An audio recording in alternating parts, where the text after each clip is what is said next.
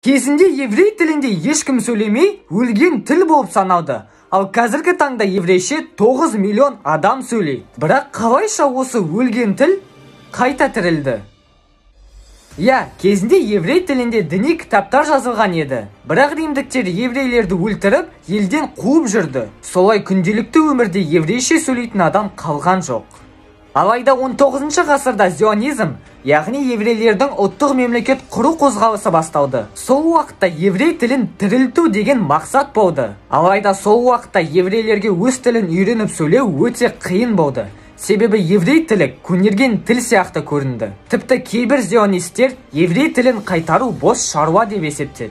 Бірақ ұлтжанды еврейлер толықтай еврей тіліндегі мектептер ашып, кітап газеттер жазып, тілдерін заманауи етті. Ал Израиль мемлекеті құрылғаннан кейін еврей тілі ресми тіл атанды.